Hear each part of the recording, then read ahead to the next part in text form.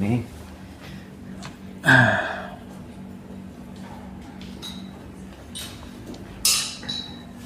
Oke.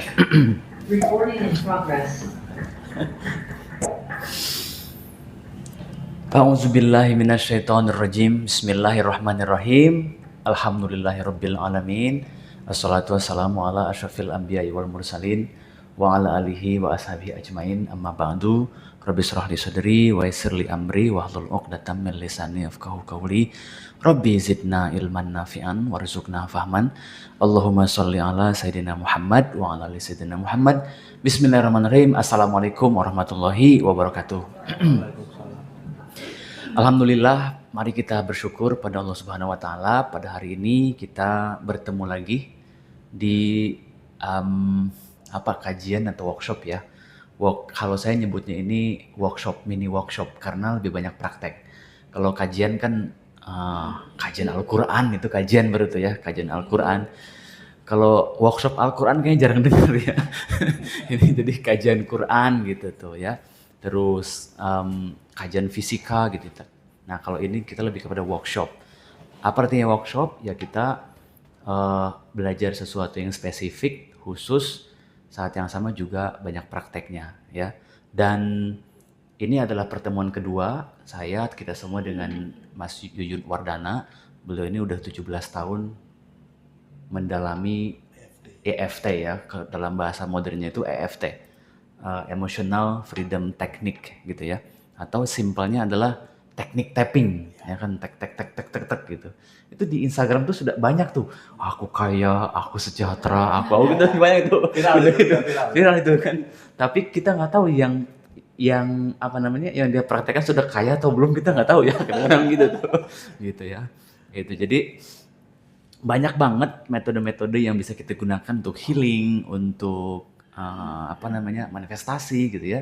Bahkan kalau ini kita sebutnya mungkin lebih kepada healing terlebih dahulu. Karena kalau batin kita sehat, pikiran kita sehat, rezeki juga pasti kan ikut sehat gitu ya, ikut mengalir deras gitu. Makanya saya berharap ini kita jadikan sebagai momen untuk mendalami teknik seperti ini. Siapa tahu kan ada fungsinya, dan juga bahkan mungkin kalau cerita dari Mas Yun banyak banget testimoni yang datang ke beliau terbantu banget dengan teknik tapping ini gitu. Saya pun ya secara pribadi sangat terbantu, terutama dalam hal rilis emosi yang yang suka datang secara dadakan, temporal gitu, sering banget. Di mobil lagi kesel macet, tapping aja, itu enak banget gitu. Terus sakit kepala atau sakit perut, masuk angin, ternyata bisa pakai tapping gitu.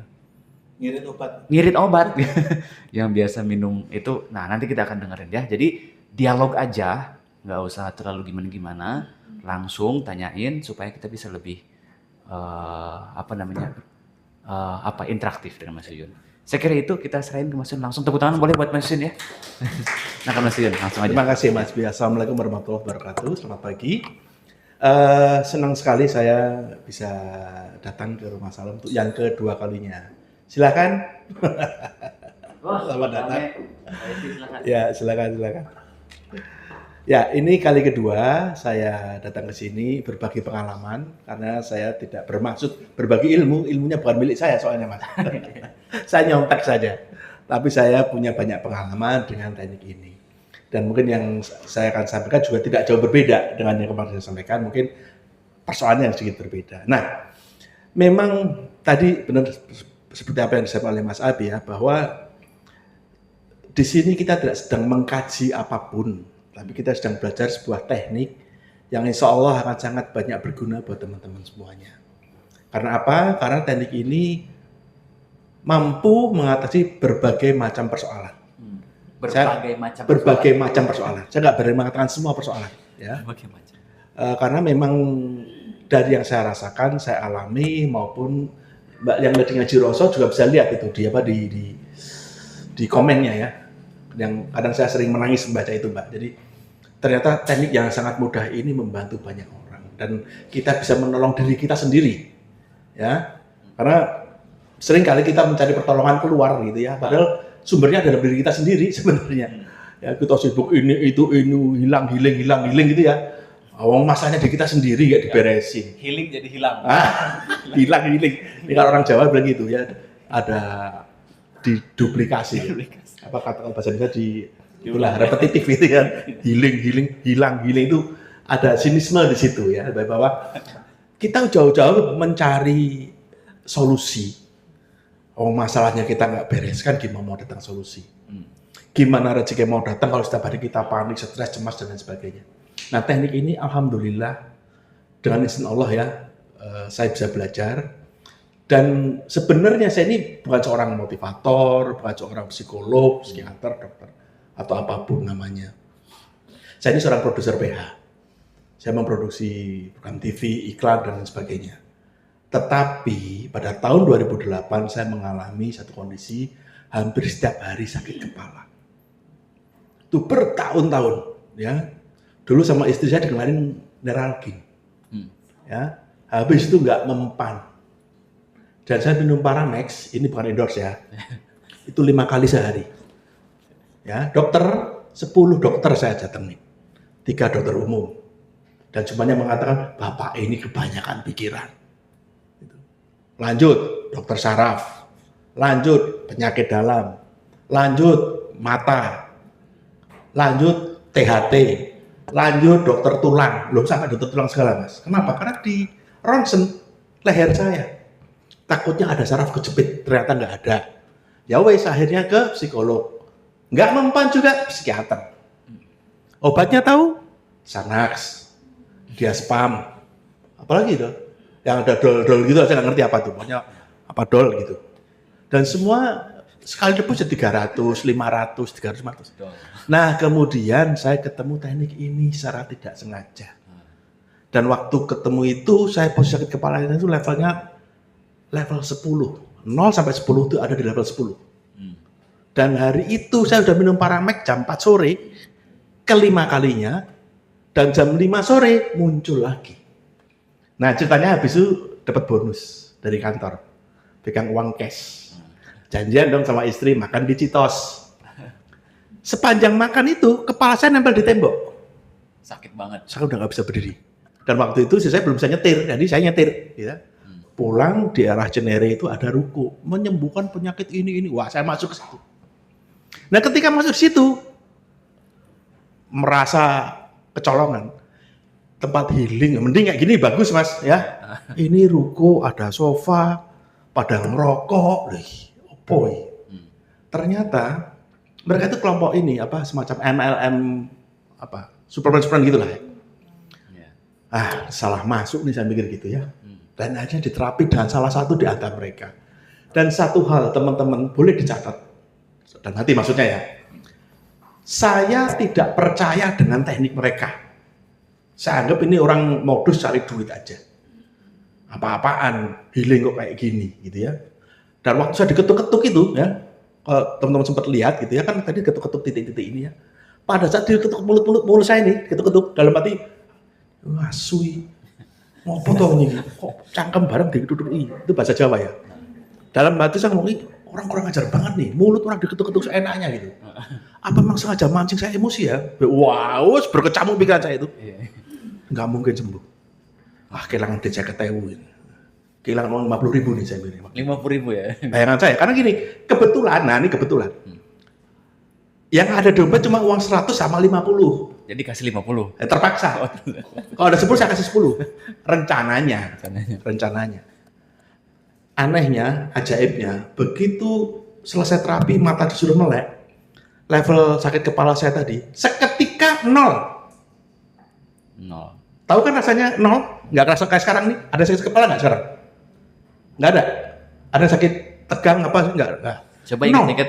Ada yang sedang sakit kepala nggak sekarang? Ngaku loh. Ya? Ingat utang sekarang, coba ingat kepala nggak?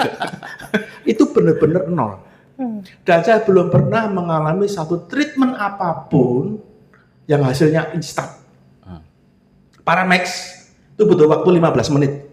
Baru ada berkurang. reaksi, ya. Belum hilang mas, baru berkurang. Ya, 30 menit baru mulai 80%. 1 jam hilang. Tapi hilangnya juga ada perasaan melayang, ya karena faktor obat. Nah, di situ saya mulai percaya. Yang tadinya ngasih 50 tak kasih 100. Saking senengnya sampai bawa, wah kebanyakan Pak, nggak apa-apa. Hari ini dapat bonus gitu. Nah itu awal mula kenapa saya belajar teknik ini. Nah kemudian saya belajar lah, ya, dan setelah di tahun 2012 ada salah satu teman saya. Nah pada waktu saya belajar tahun 2008 itu kemudian teknik ini kan bisa mengajarkan untuk teknik membantu orang lain. Nah saya praktek ceritanya. Dan prakteknya pun bisa terapi jarak jauh. Nah, kalau ada temen ngumpul gini, siapa sakit kepala? Saya obatin. Nanti di grup juga gitu, grup BBM ya. Siapa sakit kepala? Saya obatin sembuh. Akhirnya nyebar. Nah, salah satu teman saya itu dokter, namanya Dokter Tifauzia, dia namanya cukup viral. SMS saya, Yun, kata teman-teman kamu sekarang jadi dukun, gitu. Loh, kata siapa? Ternyata beberapa teman yang saya sembuhkan itu cerita ke dia dan dia ingin belajar ke saya. Ini awal mula kenapa saya kemudian memberi berbagi pengalaman dari situ. Nah, setelah itu saya mulai itu tahun 2012 ya, saya belajar teknik ini. Mulai memberanikan diri untuk berbagi pengalaman sampai hari ini. Nah, setelah saya tekuni ya selama hampir 17 tahun ya. Sorry, saya salah buka file. Setelah saya tekuni selama hampir 17 tahun ini, ternyata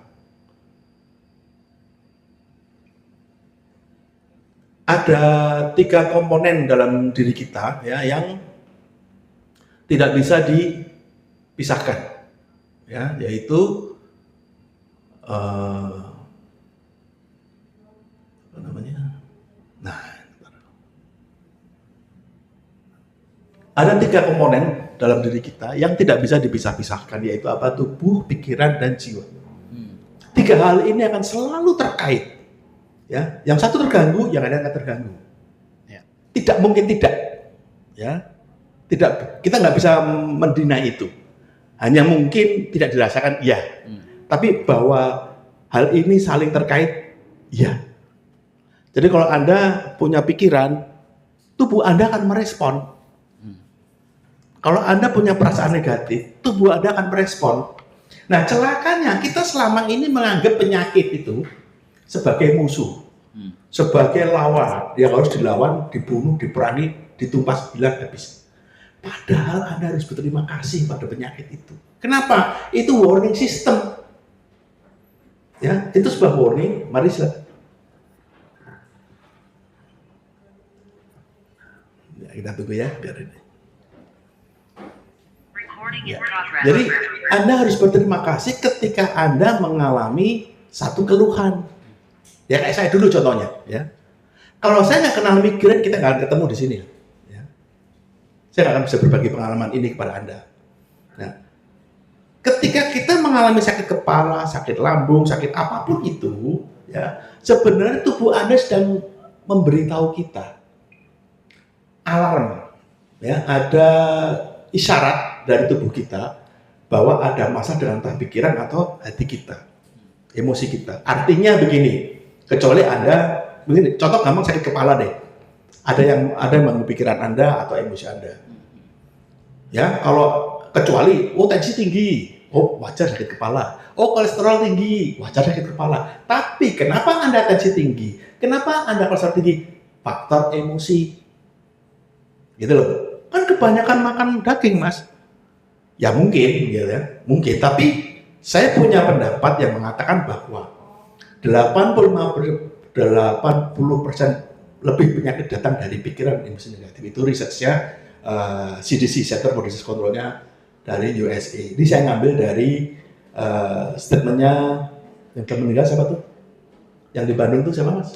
Di Bandung. Di Bandung, Reza Gunawan. Reza Gunawan. Ya, saya mengutip dari pendapat yang beliau kutip. Saya mengutip kembali. Yang kedua itu researchnya Louis Hay. Anda bisa cari di internet. Heal Your Body. Ya, Heal Your Body itu dia meneliti pasien di rumah sakit dan menemukan bahwa penyakit A sampai Z, literally ya A, B, C, D, E, F, G sampai Z, itu ada background emosi. Jadi kalau Anda ada penyakit ini, emosinya ini, itu posisinya itu dan lain sebagainya. Contoh jantung, banyak kemarahan, cancer banyak kesedihan dan lain sebagainya. Dan yang terakhir itu pendapatnya Dr. Agus, dia di Surabaya. Saya juga belum pernah ketemu dengan beliau, saya hanya lihat di YouTube gitu ya. Mengatakan bahwa makanan hanya berkontribusi 20%. Jadi kalau Anda senang sate kambing, makan saja. Ya, nggak usah khawatir. Kecuali Anda makan sate kambing sehari 1 kilo sebulan, itu cari penyakit namanya. Oh, kita makan sate kambing baru sebulan sekali kok. Kok begitu makan sate kambing, kok sebenarnya disalahin sate kolesterol apa? Yang disalahin sate kambingnya. AC. Nah, kita tuh cenderung mencari pihak di luar kita kalau ada masalah. Oh, nggak bisa bangun tidur, nggak bisa ngok, siapa yang salahin? Bantal. Salah bantal. Bantalnya dihukum, dijemur. Nanti tidur dia sakit leher lagi. Oh, bukan masalah bantal kok itu gitu ya. Terus di bawah AC migrain, salah siapa? AC. Padahal nggak ada urusan. Kedinginan iya, tapi enggak terus kena AC terus jadi migrain, bukan. Pemicu ya. Bahwa itu bisa sebagai pemicu, saya setuju. Tapi saya tidak sepakat kalau dikatakan sebagai penyebab. Saya lebih mempercayai bahwa sumbernya ada dalam diri kita sendiri. Itulah yang harus kita bereskan. Ya. Jadi Mas Abi bilang kaitan dengan rezeki ya. Saya punya moto begini kok. Hati senang, pikiran tenang, rezeki datang. Bonusnya apa? Sehat. Jadi sehat itu nggak usah dikejar. Percuma Anda sekarang mau jogging, mau intermittent fasting, mau apa lagi, makan yang vegetarian gitu ya. Setiap hari Anda stres. Nggak 5 tahun stroke Anda. Saya sudah menemukan satu kasus gitu ya. Makannya vegetables. Dia nggak vegetarian, tapi makannya tuh apik lah gitu ya. Minumnya jus-jusan terus, jogging jalan terus, setiap hari migrain. Loh apa gunanya gitu? Nah ternyata ada masalah dengan keluarga, dengan ini. Nah, begitu diselesaikan aman. Waktu itu saya ingat betul, tiap hari sakit kepala kan. Waktu saya masih ngobatin orang gitu ya. Kebetulan teman saya sendiri, saya surgit jarak jauh, nggak sembuh-sembuh. Akhirnya kan coba kamu tes kolesterol, saya bilang gitu. Nggak mungkin Yun, saya makan bener kok ini. Tes aja, saya pengen tahu bener besoknya tuh kolesterol 270. Kok bisa ya? Ayo, tolong dijelaskan. Minum jus-jusan terus. Makan juga nggak pantang tapi menghindari daging. Olahraga jalan terus, ibadah juga bagus. Kurang apa? Kok kolesterolnya tinggi? Nah, itulah maka dari itu saya pikir kita harus berterima kasih kalau kita mengalami satu kondisi ada keluhan-keluhan apapun itu. Ya, termasuk kondisi buruk ekonomi sekalipun itu ada pesan Tuhan di situ sebenarnya. Ya, saya juga baru tahu kok kenapa saya dulu disiksa dengan sakit kepala bertahun-tahun itu ya. Oh ini tujuannya ternyata Mas. Di usia sekarang saya udah mungkin sudah kayak dulu lagi gitu ya. Saya masih bisa punya sesuatu yang bisa saya bagikan kepada banyak orang. Ternyata ini. Jadi kita tuh sering kalau dalam agama sedikit boleh ya. Ngutip Quran dikit ya, ngertinya cuma dikit soalnya. Alam nasor lakasodrok itu kalau nggak salah ya. Auzubillah dulu Pak. Auzubillah bismillahirrahmanirrahim. Maklum bukan Ustaz. Jadi ada satu ayat yang mengatakan bahwa di setiap kesulitan ada kemudahan. Itu janji Tuhan loh ya. Jadi tidak pada tempatnya kalau kita ngeyel. Nah kita itu sering ngeyel. Ketika dapat susah, yang diberi susahnya terus. Terus saya juga gitu kok. Ya, untung saya punya tapping. Kalau nggak punya tapping saya hanya fokus pada itu. Dengan tapping saya bisa mengubah sudut pandang saya. Ternyata di balik itu ada sesuatu. Dan Tuhan itu nggak pernah bohong. Percaya deh. Benar, hanya masalah waktu saja. Tapi ada juga kalau masalah hadis atau apa yang mengatakan bahwa manusia itu memang punya kecenderungan tidak sabar. Selalu pengen buru-buru. Saya pernah dengar entah hadis, entah ayat, saya lupa gitu ya. Padahal Tuhan selalu right in time. Tuhan selalu memberi pertolongan di saat yang tepat dan biasanya last minute. Benar apa benar? Udah mikir ini ternyata pelekenyi itu bahasa Jawa ya. Pelekenyi. Cuman ini solusinya. Itu padahal kita udah lari kemana-mana gitu kan. Ya iya, itu saya ketawa tuh ya. Karena kami sering mengalami itu. Ya, banyak sekali. Nah, ini segala background. Jadi sekali lagi artinya kalau Anda punya keluhan-keluhan apapun itu, berterima kasihlah dulu sama penyakitnya. Jangan dimusuhin. Obat, oke. Saya nggak melawan obat, tidak memusuhi obat, apalagi dokter ya. Itu tetap pilihan yang mungkin harus kita masukkan dalam daftar pilihan kita. Tapi sebelum sampai ke sana, kalau kita bisa beresin sendiri kenapa harus beli obat gitu. Salah satu direktur pabrik obat salah satu terbesar di Indonesia ikut training saya, Mas. Komentarnya apa coba? Mas Yuyun, ini kalau semua bisa gini pabrik obat tutup dong. Ya enggak lah ya. Pasti ada, kan enggak semua orang juga mau belajar ini gitu. Jadi ya itu gampang deh. Paramex sudah kehilangan satu pembeli loyal namanya Yuyun. Dulu istri saya itu kalau beli obat di Carrefour, Mbak Bulus, itu satu box, satu kotak. Pernah ditegur sama kasirnya, "Bu, kalau kulaan jangan di sini, kemahalan." Dikira punya warung dia. Gulaan. Ya, orang Madura gitu ya.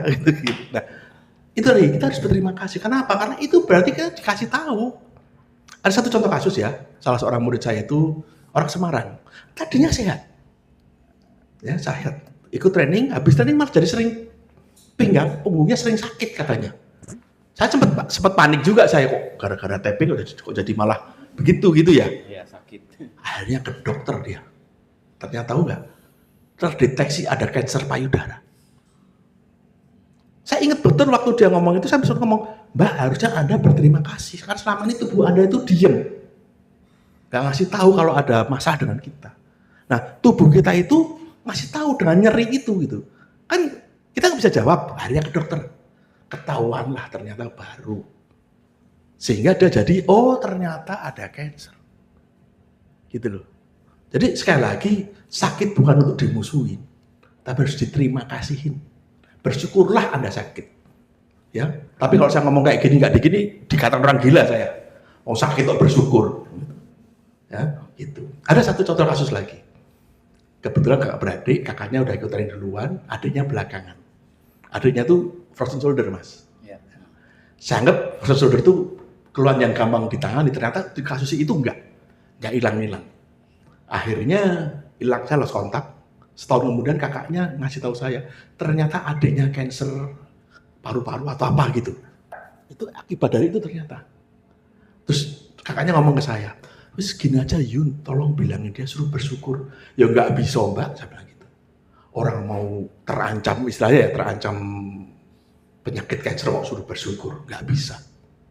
Pasti panik, pasti takut, pasti gelisah, ya macem-macem. Nah, hilangin itu dulu baru bisa bersyukur. Jadi hati-hati orang bersyukur itu gitu ya. Kalau enggak nanti terkena yang namanya apa yang disebut orang apa? Positif toxic positif itu. Emang gampang suruh bersyukur. Orang baru kehilangan duit suruh bersyukur. Udah anggap aja sedekah mbahmu gitu ya. Kalau duitnya ratusan juta, masa sedekahin segitu? Kan pasti jengkel, marah gitu kan. Nah, itulah kita punya tools yang insya Allah bisa membantu kita untuk berubah pikiran. Seperti itu. Nah, siapa yang nggak punya masalah? Ada nggak? Ngacung? Bohong kalau nggak ada. Ya, semua orang pasti punya masalah, dari mulai maling, kere, copet, gelandangan, pengamen, direktur, menteri, konglomerat, semua orang punya masalah. Justru kita lagi harus berterima kasih dengan masalah itu. Berarti kita masih hidup, ya masih diberi masalah, diberi kesempatan naik kelas dengan masalah itu. Coba deh ingat-ingat, kalau Anda punya masalah berat, setelah Anda mampu melewati semuanya, apa yang Anda dapatkan dari situ? Kalau Anda nggak mampu mengambil keuntungan dari situ, dari masalah Anda adalah orang-orang yang merugi. Keberuntungan itu bukan sesuatu yang jatuh dari langit, wah beruntung saya dapat uang 1 miliar. Itu iya beruntung iya. Tapi yang saya masuk keberuntungan adalah ketika kita mendapat satu persoalan yang tidak mudah, ya, tapi kita bisa berpikir apa yang aku bisa dapatkan dari hal ini. Itu mas yang saya maksud beruntung. Gitu loh. Jadi kalau Anda sekarang sakit apa, dari situ Anda bisa mendapat sesuatu yang baru gitu ya. Anda bisa bahasa kerennya mengkapitalisasi gitu ya. Anda orang yang beruntung gitu loh. Contoh, ada seorang pengusaha jam, mungkin pernah Pak, cukup viral. Karena jamnya itu mahal, dirampok dia. Nah, dirampok itu digebukin. Tahu nggak? Foto dia habis divisum itu, bonyok-bonyok itu, tampilin sebagai iklan jamnya. Ini loh, gara-gara jam mahal, kamu dirampok orang. Coba, kepikiran nggak sama kita kayak gitu? Enggak. Nah, orang-orang seperti ini, kita mampu nggak menjadi orang-orang seperti itu? Ketika kita mendapatkan masalah, gitu ya, yang mengeluh, sedih, itu wajar, manusiawi. Nggak ada orang yang happy dengan masalah itu. Tapi mampu nggak kita mengubah mindset kita, sudut pandang kita terhadap masalah itu? Saya pun masih belajar, Mas Abi. Ya, ini bukan persoalan yang mudah. Oh, tapi tadi apa untungnya Mas ketika dia pakai jam mahal, kemudian dirampok orang, terus foto bonyoknya itu jadi foto, gara-gara jam mahal gue dirampok, orang jadi malah nggak beli jam jadinya. Prakteknya enggak. Jadi begini, justru gini, untuk menunjukkan betapa mahalnya jam itu. Oh, Gitu. sisi Untuk itunya. betapa sampai orang tuh bertaruh nyawa untuk merampok. Nah, itu loh, untuk merampok, untuk mempertahankan karena saking mahalnya jam itu. Ya, poin saya adalah bagaimana mengubah satu kejadian negatif dengan sudut pandang yang positif, dengan action yang positif. Kecenderungan kita kalau ada masalah, pertama pasti ngeluh, sedih, marah, jengkel, dan lain sebagainya. Which is itu manusiawi. Saya pun juga gitu respon pertamanya. Gitu. Setiap ada masalah pasti stres dulu, ini dulu, itu dulu. Wajar. Kalau enggak malah enggak normal. Gitu loh. Mana ada orang susah kok malah ketawa-ketawa. Itu kan enggak mungkin gitu ya, seperti itu. Nah, kembali ke sini. Jadi bagian dari masalah tadi ya. Saya mencoba membagi masalah menjadi 3 kelompok. Yang pertama problem kesehatan fisik. Apa contohnya? Sakit kepala, nyeri sendi, nyeri otot, asam lambung, nyeri pinggang, GERD, apalagi vertigo dan lain sebagainya lah ya. Sampai keluhan-keluhan yang sifatnya serius ya. Jantung dan lain sebagainya. Kemarin adik saya itu overweight, dia 130 kilo. Lebih gede dari saya gitu ya. Sesek ini itu. Akhirnya kemarin treatment dia. Terus tadi pagi saya dapat kabar nggak apa-apa. Tapi kalau mau tepat ya MRI gitu.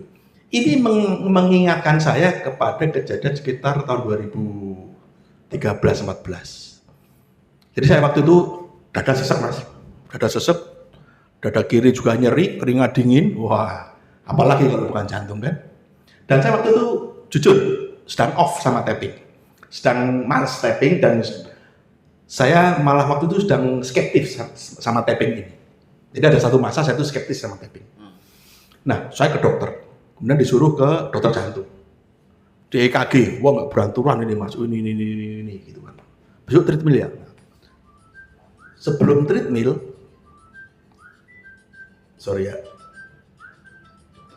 sebelum saya treadmill, ketemu dokter yang begini. Anda ini bukan sakit jantung. Anda ini jantungan. Ya. Apa yang dimaksud dengan jantungan? Rupanya saya sedang cemas. Jantungan. Ya, kecemasan yang sangat tinggi. Ya. Dan memang masuk akal waktu itu menjelang Lebaran, bulan puasa. Saya kan punya kru ya segala macam gitu ya.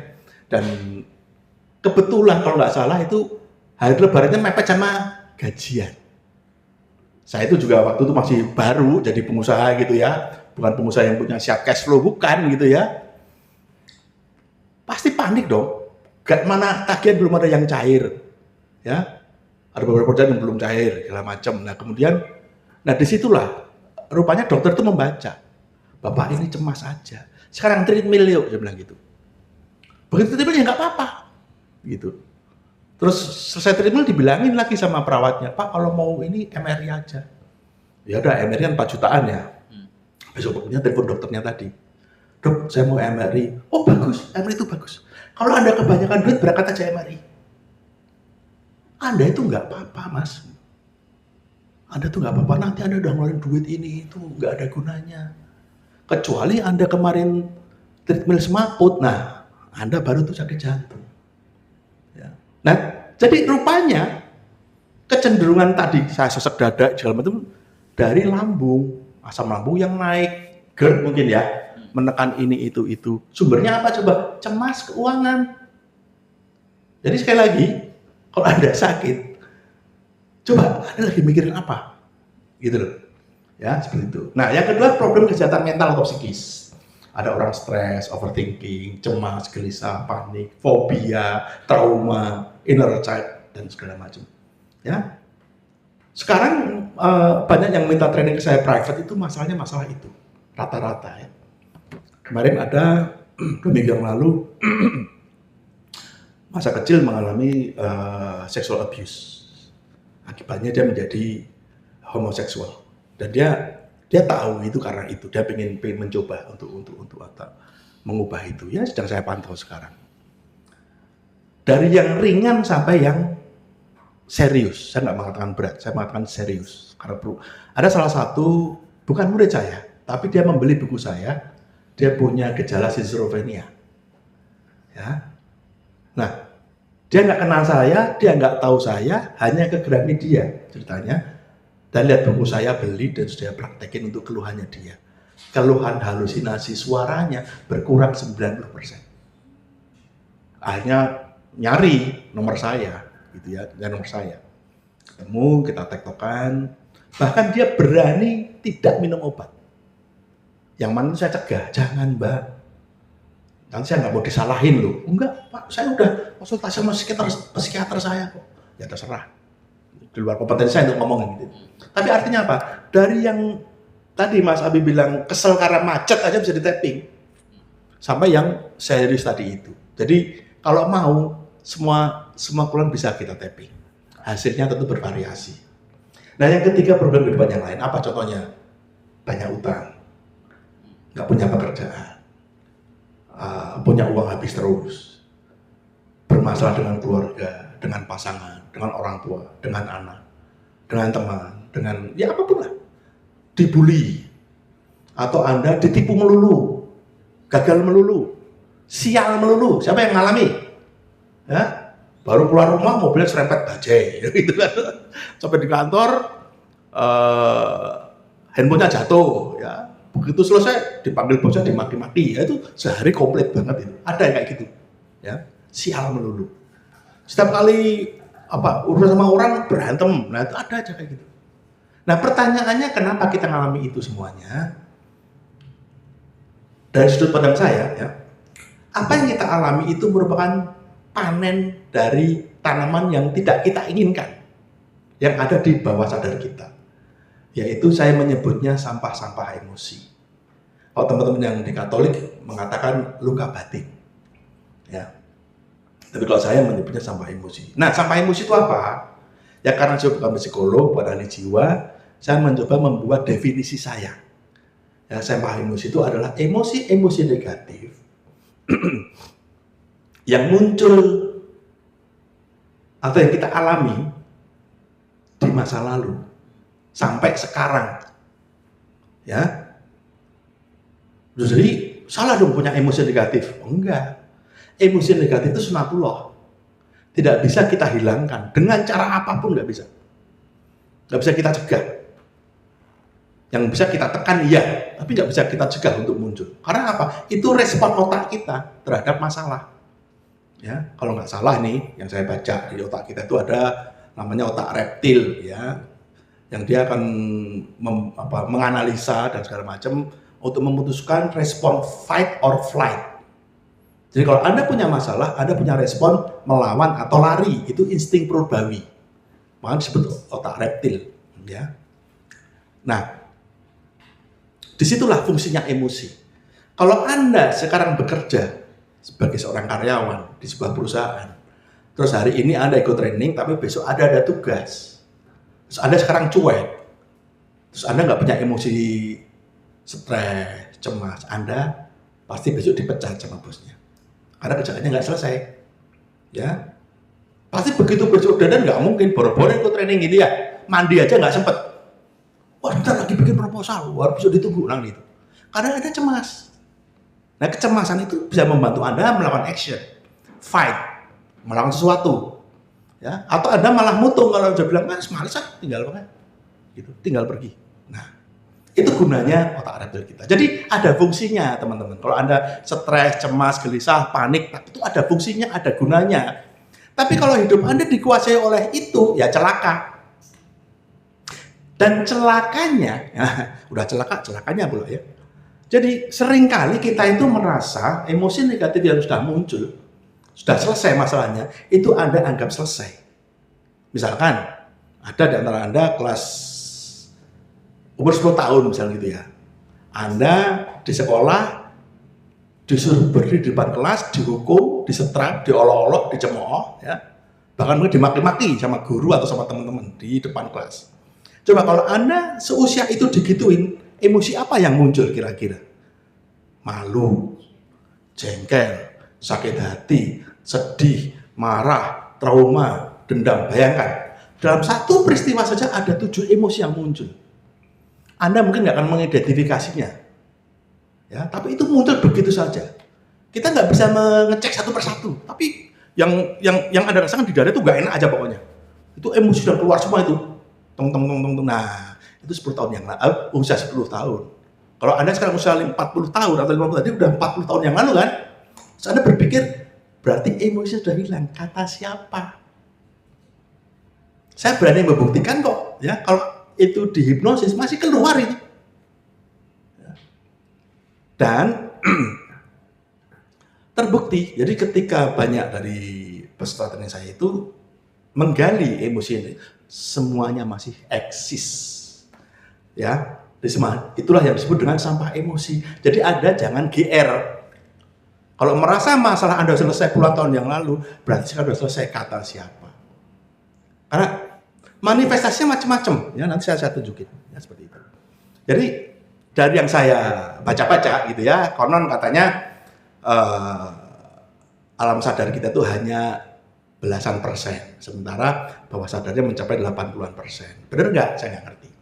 Tapi yang saya baca seperti itu, karena saya bukan ahli neuroscience, jadi saya nggak bisa mengatakan ini benar atau salah. Tapi saya anggap sebagai sebuah kebenaran aja.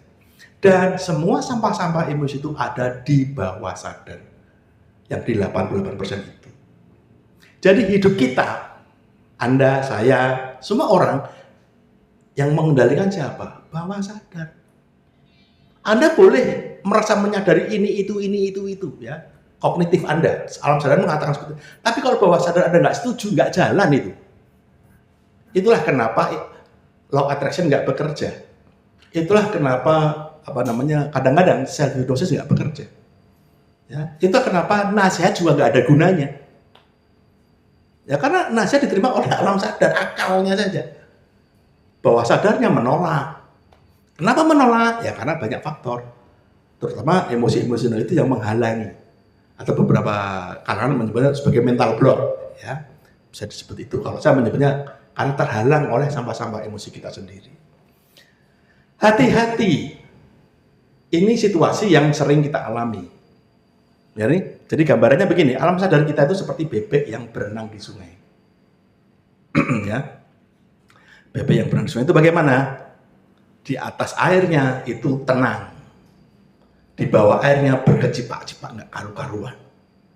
Nah, efeknya apa? Ya efeknya antara sadar dan bawah sadar tidak sinkron. Nah, ketika ketidaksinkronan ini mengacaukan, mengganggu energi tubuh kita. Dalam ilmu pengobatan Cina, gangguan energi tubuh itu bisa mengakibatkan penyakit, keluhan, dan lain sebagainya. Dan diselaraskan, diseimbangkan, dilancarkan menggunakan teknik akupunktur. Ya, karena akupunktur bekerja di titik-titik energi tubuh yang kita sebut dengan meridian. Titik meridian tubuh, jalur meridian tubuh. Saya tidak mempelajari khusus tentang itu. Ya. Nah, ternyata yang saya temukan, gangguan energi ini tidak hanya pada penyakit, tapi juga bisa jodoh, bisa juga masalah keuangan, bisa juga masalah kesejahteraan, masalah pekerjaan, semua masalah. Ya, semua masalah imbas dari ketidaksinkronan itu. Ada kasus nggak orang dengan melakukan terapi tapping dia yang tadinya nggak punya jodoh tiba-tiba kemudian Oke, jodoh. ini Kira ada nggak bisa kasusnya? dicek Iya. di kakaknya Mbak Dewi Jarot. Dewi Jarot. Dewi Jarot itu Dewi istrinya iya. Mas Eros Jarot, Iya. kakaknya Mira Jarot. Sorry, adiknya. Jadi Mbak Dewi kakak beradik sama Mira. Dewi kakaknya, Mira adiknya. Selamat Raharjo sama Eros Jarot kakak beradik. Tapi silang. Kakaknya dapat adik, adik dapat kakak. Nah Mbak Mira Jarot itu ngikutin training karyawannya ke saya. Dan saya tahunya belum lama Mas, belum ada setahun ini. Itu mereka ikut training saya itu mungkin 4 tahun yang lalu ya. Iya. Tapi saya baru dapat info itu setahun yang lalu bahwa 3 orang di kantornya nggak sampai setahun menikah setelah mengikuti training saya. Artinya apa? Ya saya tidak mengatakan, oh ini pasti karena tapping, enggak juga gitu ya, enak amat gitu ya. Karena banyak faktor lah. Artinya jodoh, gini loh, ada 4. Hidup, mati, jodoh, rezeki. Siapa yang punya otoritas? Tuhan. Ya. Tapi saya yakin bahwa meskipun gini, manusia sudah ditakdirkan ada mengalami 4 hal ini ya. Nah, tugas kita adalah jangan sampai menghindari hal-hal yang menghalangi ini semua. Ya, contoh rezekinya seret. Ya seret, kamu mau tapping sehari 1000 kali, kalau males ya nggak bisa gitu. Ya, jodoh juga begitu. Wah tappingnya nanti dapetnya sama Tapping. siapa? Yang BTS itu. Ya kadang-kadang kita harus mengukur kan, gitu loh. Orang jual tanah, ada yang datang ke saya, Mas jual rumah nggak laku-laku, udah tapping. Ya iya, pasaran tempat itu 1 miliar, kamu jualnya 5 miliar, siapa yang mau beli? Saya bilang gitu. Tidak berarti tapping itu menabrak hukum alam. Ada hal yang nggak bisa kita tawar gitu loh. Ya, rezeki juga begitu. Ya, udah berusaha ini itu kok nggak berhasil terus. Ya pasti ada yang salah. Nah, celakanya banyak juga Mas yang dengan tapping merasa soal tapping itu aja sulapan gitu loh. Sekarang tapping besok dapat 1 miliar. Oh kalau gitu udah nggak berduduk di sini saya Mas. Itu ya. Mobil saya juga pasti udah yang masih terbaru gitu kali ya. Itu ya. Buktinya apa? Tidak seperti itu cara bekerjanya. Ya. Semua pasti punya ukuran-ukuran yang sangat bervariasi. Setiap orang beda-beda. Bahwa tadi saya mengatakan di depan bahwa banyak persoalan terselesaikan, iya. Tapi apakah pasti semua persoalan terselesaikan? Belum tentu. Ya, kembali ke faktor si pelakunya. Oke, ada 2 orang yang sama-sama belajar dengan saya dari waktu yang sama, hasilnya bisa berbeda. Kenapa? Karena bebannya mungkin berbeda. Yang satu sampahnya 5 ton, yang satu sampahnya 15 ton. Yang 15 ton tappingnya cuma sehari sekali, sebulan sekali. Sementara yang 5 ton, sehari 5 kali, 10 kali, ya pasti beda hasilnya. Gitu loh. Ya. Dan itu pun, ingat ada satu faktor divine yang kita nggak bisa lawan. Kekuatan Tuhan, kuasaan Tuhan. Udah tapping pun, kalau memang Tuhan nggak berkehendak, ya nggak akan jadi. Tapi dari yang saya alami, saya kepengen A, saya berusaha tapping, dapat A ya, dikasihnya B. Ngomel dulu Mas, kok B sih, saya pengennya A gitu. Tapi someday, ternyata baru tahu, oh B ini the best. Gitu loh, hanya butuh waktu untuk memahami pesan Tuhan bahwa, lu kasih B aja, nggak cocok A, tahu gitu ya. Kita ngeyel, enggak saya pengennya A kok. Nah itu yang benar menghambat rezeki kita. Udah kasih B, ini yang terbaik, tapi kita masih ngeyel, nggak bersyukur. Tahu kan ayat surat Ibrahim yang mengatakan kalau kamu nggak bisa bersyukur, azabku sangat pedih itu. Jadi bersyukur itu penting, tapi how to bersyukur juga nggak gampang, gitu ya. Jadi gitu ya teman-teman ya. Jadi artinya apa? Kekacauan energi ini tidak hanya datang di penyakit saja, tapi bisa aspek kehidupan kita yang lain. Ya. Nah ini sebuah gambaran bagaimana alam bawah sadar itu seperti gudang yang isinya barang rusak, rongsokan dan lain sebagainya. Ya. Nah, di situ ada tai kucing, tai tikus, tai cicak, bangkai tikus, bangkai cicak dan lain sebagainya. Nah, kita ini bayangin, ya boleh dibayangkan ini, betapa ruwetnya bawah sadar kita, betapa joroknya bawah sadar kita dengan pengalaman hidup kita. Saya yakin 99% Anda nggak akan datang sini kalau nggak punya masalah. Ya, ayo ngaku saja, kelihatan dari wajah-wajahnya. Auranya kelihatan. Nah, nanti Anda bisa seperti saya. Artinya nanti kalau kita semua datang bawa masalah nih, kita bisa langsung praktek tappingnya nih Langsung. untuk menyelesaikan masalah Iya. itu. Iya. Jadi gini loh teman-teman. Saya ngomong gini bukan karena saya cenayang, bukan. Oh, tahu auranya, baca aura, enggak. Tapi untuk orang-orang yang sudah rajin tapping itu kepekaannya lebih tinggi. Menangkap wajah orang, wajahnya nurut banget ya. Itu kerasa di kita. Dulu saya nggak ngerti itu. Nanti Anda pun akan seperti itu kok kalau Anda rajin ya. Ini bukan kesaktian, tenang aja. Anda bisa gitu. Saya pernah suatu saat syuting dengan seorang artis yang sangat terkenal, cantik. Entah kenapa saya merasa wajahnya ini kok kusam dan kusut dan ada kayak apa? Ada kayak kabut gitu ya. Benar. Beberapa saat kemudian dia ada kasus yang luar biasa. Sampai sekarang dia nggak keluar lagi sebagai artis. Artinya memang aura itu membuktikan bahwa akan mengattract hal-hal negatif. Jadi kalau Anda ingin mengattract hal-hal yang positif, buatlah vibrasi Anda positif. Dengan berbagai macam cara. Ya tapping ini hanya salah satu aja. Ya, ada sholat, ada ibadah. Tapi tentu tidak hanya satu aspek. Ibadah bagus, tapi tentu tidak cukup hanya dengan ibadah saja. Karena Tuhan kan memberi jalan tidak hanya faktor spiritual saja, ya. Ukhrawinya juga, duniawinya juga harus ada, harus seimbang. Dalil akli maupun naklinya juga harus ada. Anda nggak bisa hanya nakli saja nggak cukup, harus ada aklinya. Tapi akli saja bahaya, gitu loh. Nggak akan jalan juga, gitu. Mentok pasti balik ke nakli, gitu ya. Begitu. Nah, kita ini seperti truk sampah yang berjalan kemana-mana. Jadi Anda kemana-mana itu bawa sampah, bau tahu, ya sampah coba Anda tersampah pasti Anda tetap hidup karena bau ya. Nah kita ini sebenarnya itu menebarkan bau-bauan itu, vibrasi itu. Nah ibu tadi maaf yang menekuni frekuensi tadi ya, itu bisa diukur ternyata. Saya baru tahu ini. Nah, ini hikmahnya saya dapat jadi dapat informasi. Oh. Selama ini saya kesulitan mengukur itu bagaimana. Ternyata ada alatnya. Ya. Luar biasa. Jadi kita ini sebenarnya saling menebarkan bebauan itu. Ya, contohnya nih. Ada ketemu seseorang kok bawaannya nggak enak ya. Pokoknya sombong ya. Ini ya, itu ya. Pokoknya nggak enak aja gitu.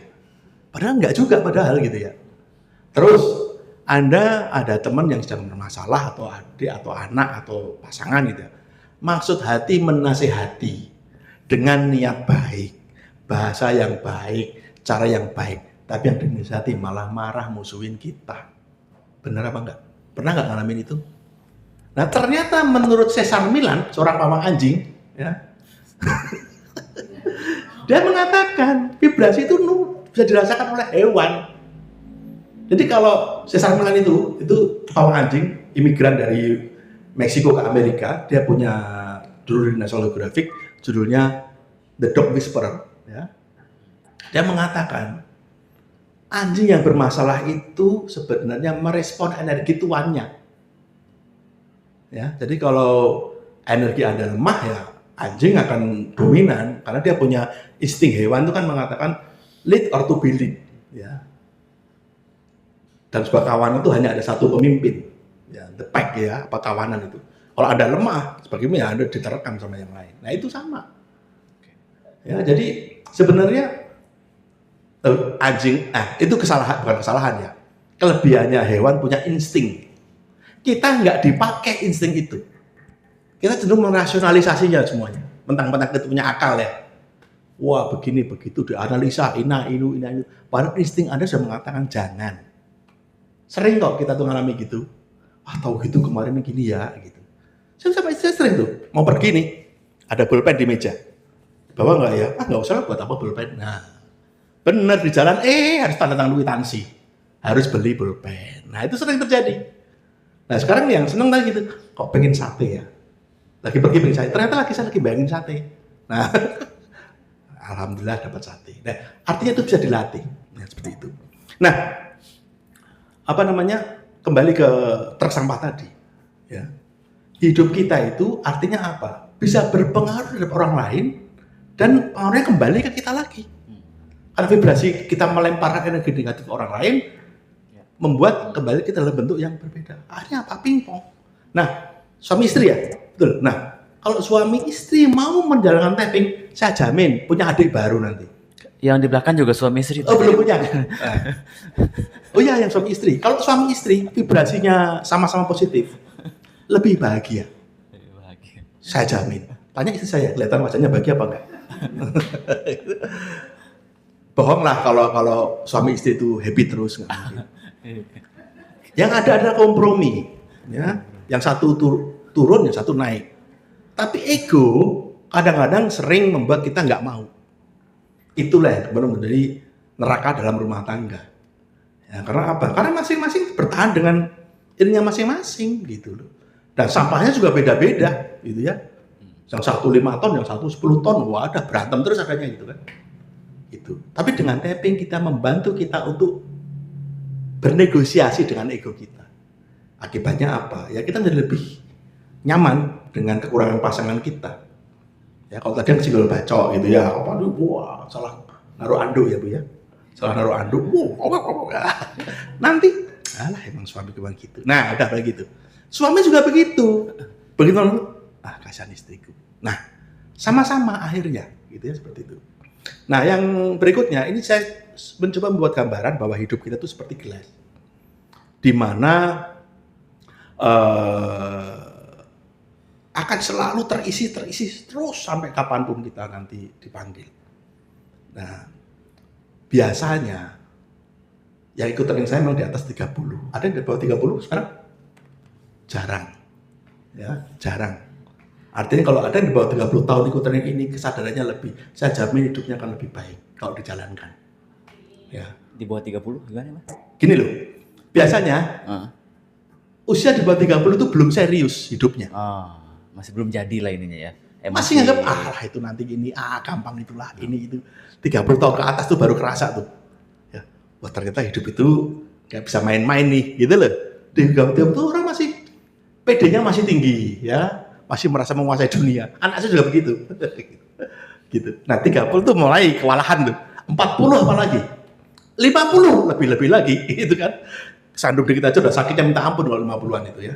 Kalau 40 mungkin belum terlalu, tapi udah mulai kerasa. Aduh, mulai ada rasa panik menghadapi hidup, tegang, stres dan lain sebagainya. 30, masih santai. Makanya jarang ya ikut training saya di bawah 30. Ada tapi nggak banyak. Nah, semakin tinggi usia kita bertambah, gelas kita semakin penuh. Nah, ketika gelas kita penuh, apa yang terjadi? Dan isi akan terus-menerus datang. Nggak mungkin ada stop isi. Kan selama Anda bertemu dengan orang lain, masih berinteraksi dengan kehidupan, berarti Anda masih berpotensi untuk menghadapi masalah, kedatangan masalah. Ya. Akibatnya apa? Gelasnya luber toh. Nah, luberan itu bermanifestasi berbentuk yang saya tulis ini. Ada nggak yang Anda alami? Ini kalau saya tulis semuanya nggak cukup soalnya. Saya berdasarkan yang saya temui ya, saya temui dari banyak kasus itu seperti ini. Jadi ternyata semua masalah yang kita hadapin itu efek dari luberan ini. Ya. Dan dengan teknik ini kita mengurangi isi gelas kita. Mas nggak bisa dikosongin? Nggak mungkin. Ya kalau ibarat file dalam komputer ya, file kita tuh nggak puluhan, nggak ratusan kok. Bisa ratusan ribu, bisa jutaan kok. Ya, peristiwa yang kita alami dari yang kecil sampai yang terbesar itu tak terhitung. Jadi nggak mungkin kita bereskan satu persatu sampai habis. Jadi saran saya, kurangi 20% aja, hidupnya udah nyaman.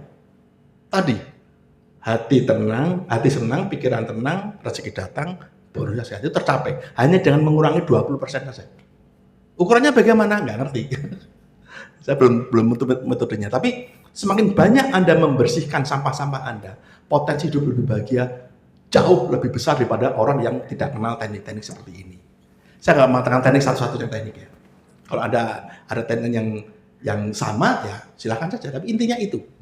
Gitu. Nah kebetulan saya juga belajar banyak teknik Mas. Ini toh dari semua itu saya kembalinya ke tapping lagi. Tadi saya bilang kan saya pernah tinggalin tapping, saya merasa tapping nggak mempan lagi. Sebenarnya bukan nggak mempan, tapi ekspektasi saya yang terlalu tinggi. Tadi dengan tapping saya dikasih 10. Padahal kapasitas saya mungkin hanya 5. Saya bukannya bersyukur dari 10 itu, mintanya 20. Ya akhirnya mental terus tappingnya. Merasa tapping nggak berguna lagi. Iya. Padahal saya yang kurang ajar, gitu loh. Dikasih 10, terima kasih lu minta 20. Yang ada malah dikasih masalah. Nah lo, gitu loh. Baru, akhirnya saya kembali menekuni tapping lagi. Dan alhamdulillah, puji Tuhan, saya malah bisa semakin banyak berbagi pengalaman. Nah intinya teman-teman, sebenarnya dengan belajar tapping itu ini kok yang harus kita lakukan. Ya, buang beban-beban sampah Anda. Ini saja sudah. Apapun tujuan Anda, apapun masalah Anda, ini yang Anda lakukan. Nggak usah fokus ke masalahnya. Ya, oke, masalah itu sebagai bridging saja. Tapi poin utamanya adalah ini. Dengan Anda mengatakan melawan ini, persoalan ada yang secara drastis, ada yang pelan-pelan, pasti ada perubahan. Saya berani menjamin itu dengan catatan ya, dijalan dengan sungguh-sungguh. Tapi kalau Anda tapping hanya seminggu, 3 kali, ya udah nggak ada gunanya. Ya ada gunanya dikit gitu. Banyak kecenderungan orang tuh baru tapping kalau sedang punya masalah. Lagi sakit baru tapping, lagi ada masalah berantem baru tapping, ada masalah kerjaan baru tapping. Kalau saya enggak. Lagi sehat juga tapping. Saya itu nggak ada apa-apa aja tapping. Iya, jadi spontan gitu, sudah refleks lagi, udah bukan nggak dipikirin mas. Ya mungkin tidak full setup tapping ya, tapi hanya dengan 1 titik saja udah. Mungkin gini, kadang-kadang sering kita bangun tidur ya, ada terlintas nggak enak di dada kita. Entah itu cemas, entah apa, tapi kita nggak ngerti ini kenapa gitu ya. Ya udah, saya refleks aja langsung ketuk-ketuk. Karena sudah dengan ketuk-ketuk ini saja, di titik-titik itu nanti saya ajarkan, itu sudah mereduksi hormon kortisol sampai 40%. Itu yang riset dosen Church namanya, PhD. Ya.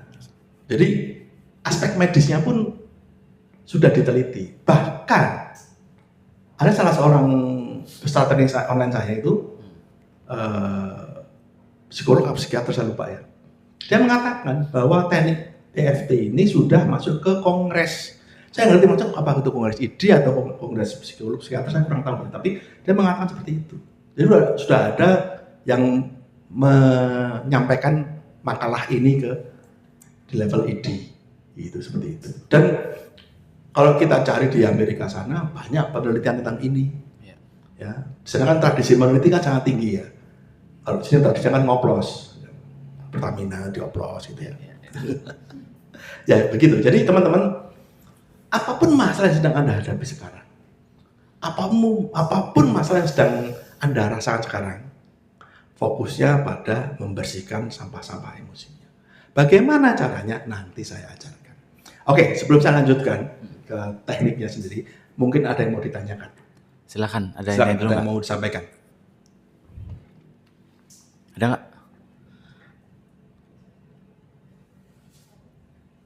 Atau masih bingung di bagian mana yang di tapping, atau ini kan sebenarnya batch 2 ini kan yang sebelumnya nggak ikut ya, kecuali Bu Maya dan itu. Jadi materi ini memang disampaikan di setiap sesinya.